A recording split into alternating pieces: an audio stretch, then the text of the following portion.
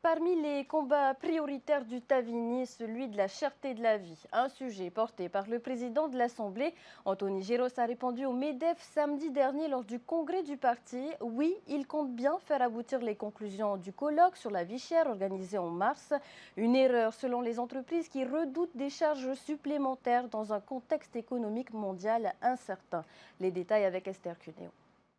Il ne s'agit pas de stigmatiser les entreprises, mais de reconnaître que certains mécanismes actuels, notamment les pratiques d'exclusivité ou le manque de transparence sur la formation des prix, nécessitent une régulation plus claire dans l'intérêt général. Il a attendu la toute fin du congrès pour faire une réponse publique au MEDEF. Et s'il a d'abord salué la participation de l'organisation patronale aux travaux du colloque, le président de l'Assemblée a rappelé que la question de la vie chère dépasse le cadre d'une analyse strictement économique. Le rôle de l'institution est d'agir avec discernement, mais avec détermination.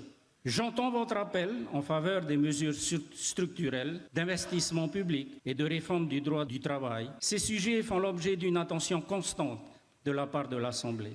Mais nous devons aussi avancer sur les leviers de régulation, de contrôle et d'équité, car le sentiment d'injustice est aujourd'hui un puissant facteur de désespérance pour nos citoyens. Message reçu du côté du MEDEF, qui reste également ouvert à la discussion. Le président Géros appelle à davantage de dialogue. Donc effectivement, nous aussi, on est ouvert pour chercher davantage de solutions.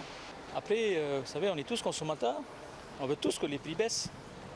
Et le colloque a démontré que les entreprises avaient déjà fait régime ces 2 dernières années. Et nous, ce qu'on a demandé à partir de maintenant, c'est que la fonction publique puisse également faire régime. Et ce que le président de l'Assemblée ne dit pas, c'est que le colloque recommande qu'on puisse donner plus de moyens à l'APC. Plus de moyens à l'autorité de la concurrence, soit plus de ressources humaines, en déduit le MEDEF. Et donc, demain, des fonctionnaires viendront de métropole gonfler davantage le mammouth de la fonction publique. Et ça va empêcher toute possibilité de baisser nos taxes demain. Même discours du côté de l'économiste Florent Vénère, qui rappelle que ceux qui créent de l'emploi, ce sont bien les entreprises. Là, on va juste fliquer les entreprises, comme l'a dit le patron du MEDEF. Et en fait, ce flicage, il a un coût. Parce qu'il va falloir déposer énormément d'informations à l'APC. Il faudra d'ailleurs traiter toutes ces informations auprès de l'APC. Donc ça veut dire des embauches supplémentaires à l'APC et des coûts supplémentaires pour les entreprises pour permettre de générer en fait toutes ces informations. Donc à la fin, c'est de la pression sur les prix, c'est de la pression sur la fiscalité. Et donc très clairement, ça va dans le sens inverse de ce qu'on veut faire pour la vie chère. Si tout n'est pas à jeter, les questions comme l'assouplissement des quotas d'import ou la réforme de la taxe de développement local n'ont rien de nouveau selon l'économiste.